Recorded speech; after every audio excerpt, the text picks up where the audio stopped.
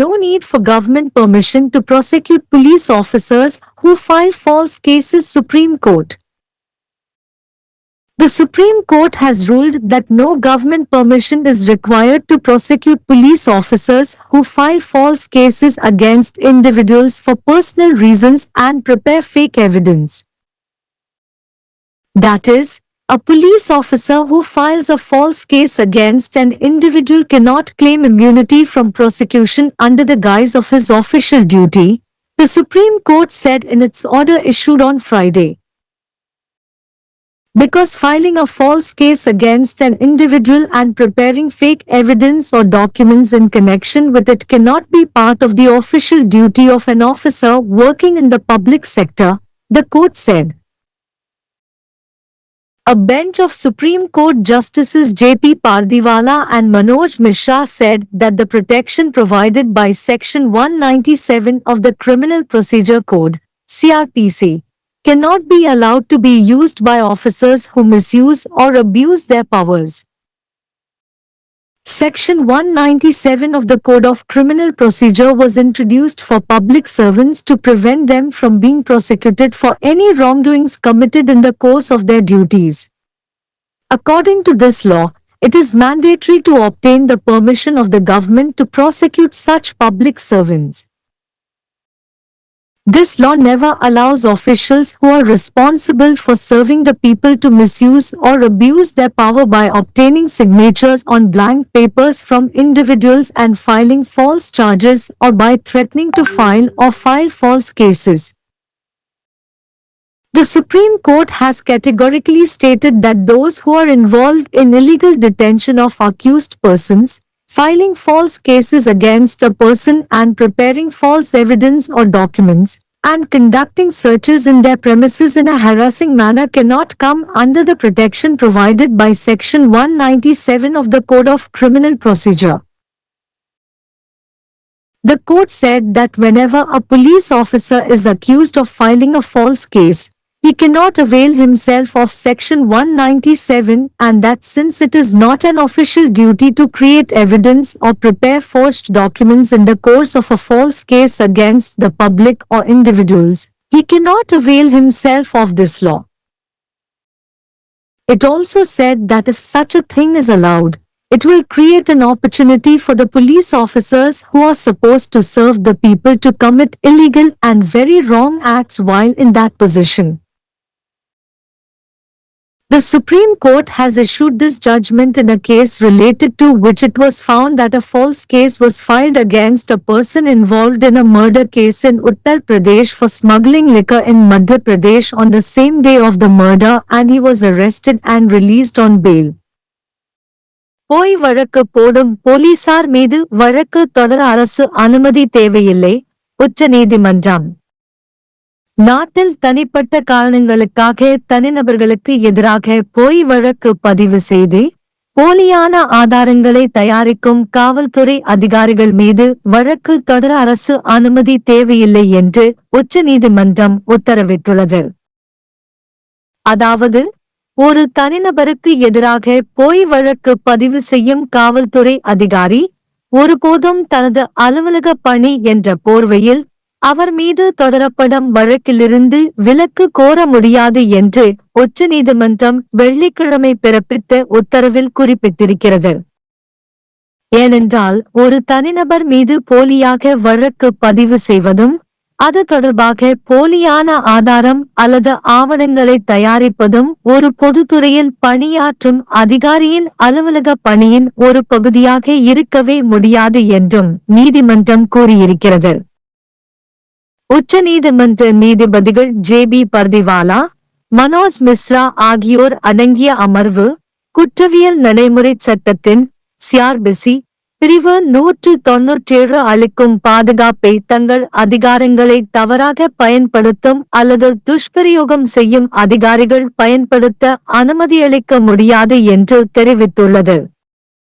அரசு துறையில் பணியாற்றும் அதிகாரிகள், தங்களது கடமையின் போது இழைக்கும் ஏதேனும் தவறுகளுக்காக அவர்கள் மீது குற்ற வழக்குகள் பதிவு செய்யப்படுவதை தடுக்கும் வகையில் பொதுத்துறை ஊழியர்களுக்காக கொண்டுவரப்பட்டதே குற்றவியல் நடைமுறை சட்ட பிரிவு 197 ஆகும். இந்த சட்டப்படி இதுபோன்ற அரசு ஊழியர்கள் மீது சட்ட ரீதியாக வழக்கு தொடர அரசு அனுமதி பெற வேண்டியது கட்டாயமாகும். மக்களுக்கு சேவையாற்ற வேண்டிய பொறுப்பில் இருக்கும் அதிகாரிகள் தனி நபர்களிடம் வெற்று காகிதங்களில் கையெழுத்து வாங்கிக் கொண்டு தவறான குற்றச்சாட்டுகளை பதிவு செய்வது அல்லது பொய்யான வழக்குகளை பதிவு செய்து அல்லது செய்துவிடுவோம் என மிரட்டுவது போன்றவற்றின் மூலம் தங்களது அதிகாரத்தை தவறாக பயன்படுத்துவது அல்லது துஷ்பிரயோகம் செய்ய இந்த சட்டம் ஒருபோதும் அனுமதிக்காது. குற்றம் சாட்டப்பட்டவர்களை சட்டத்துக்கு விரோதமாக காவலில் வைத்திருப்பது, ஒருவர் மீது போலியான வழக்குகளை பதிவு செய்து போலியான ஆதாரம் அல்லது ஆவணங்களை தயாரிப்பது, அவர்களை துன்புறுத்தும் வகையில் இருப்பிடங்களில் சோதனை நடத்துவது போன்றவற்றில் ஈடுபடுவோர் குற்றவியல் நடைமுறை சட்ட பிரிவு 197 அளிக்கும் பாதுகாப்பின் கீழ் வர முடியாது என்று உச்சநீதிமன்றம் திட்டவட்டமாக கூறியிருக்கிறது. எப்போது ஒரு காவல்துறை அதிகாரி மீது பொய்யான வழக்கு பதிவு செய்ததாக குற்றச்சாட்டு எழுகிறதோ அப்போதே அவர் சட்டப்பிரிவு 19(7) இன் பயனை அடைய முடியாது என்றும், மக்கள் அல்லது தனி நபர்கள் மீது போலியான வழக்கு தொடர்ந்து ஆதாரங்களை உருவாக்குவது அல்லது போலியான ஆவணங்களை தயாரிப்பது என்பது அலுவல் ரீதியான பணியாக முடியாது என்பதால் இந்த சட்டத்தின் கீழ் பயன்பெற முடியாது என நீதிமன்றம் தெரிவித்துள்ளது. ஒருவேளை அவ்வாறு செய்ய அனுமதித்தால் மக்களுக்கு சேவை செய்ய வேண்டிய காவல்துறையினர் அந்த பதவியில் இருந்து கொண்டு சட்டத்துக்கு விரோதமான மிகத் தவறான செயல்களை செய்வதற்கு வாய்ப்பாக அமைந்துவிடும் என்றும் குறிப்பிட்டுள்ளது. உத்தரப்பிரதேசத்தில் கொலை வழக்கில் தொடர்புடைய நபர் மீது கொலை நடந்த அதே நாளில் மத்திய பிரதேசத்தில் மதுபானங்களை கடத்தியதாக போய் வழக்கு தொடரப்பட்டு அவர் கைது செய்யப்பட்டு பிணையில் விடுதலை செய்யப்பட்டது கண்டுபிடிக்கப்பட்ட நிலையில் அது தொடர்பான வழக்கு விசாரணையில் உச்சநீதிமன்றம் இந்த தீர்ப்பை பிறப்பித்துள்ளது. झूठे मामले दर्ज करने वाले पुलिसकर्मियों पर मुकदमा चलाने के लिए सरकार की अनुमति की आवश्यकता नहीं, सुप्रीम कोर्ट। सुप्रीम कोर्ट ने आदेश दिया है कि देश में व्यक्तिगत कारणों से व्यक्तियों के खिलाफ झूठे मामले दर्ज करने और फर्जी सबूत पेश करने वाले पुलिस अधिकारियों पर मुकदमा चलाने के लिए सरकार को अनुमति की आवश्यकता नहीं है। दूसरे शब्दों में, एक पुलिस अधिकारी जो किसी व्यक्ति के खिलाफ झूठा मामला दर्ज करता है वह कभी भी अपने आधिकारिक कर्तव्यों की आड़ में अभियोजन से छूट का दावा नहीं कर सकता है, सुप्रीम कोर्ट ने शुक्रवार को अपने आदेश में कहा।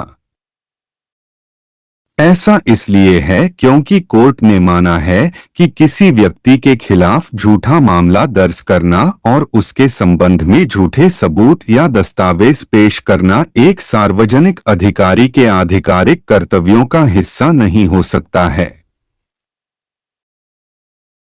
सुप्रीम कोर्ट के जस्टिस जेपी पारदीवाला और जस्टिस मनोज मिश्रा की पीठ ने कहा कि आपराधिक प्रक्रिया संहिता सीआरपीसी की धारा 197 द्वारा प्रदत्त सुरक्षा को उन अधिकारियों द्वारा लागू करने की अनुमति नहीं दी जा सकती है जो अपनी शक्तियों का दुरुपयोग या दुरुपयोग करते हैं।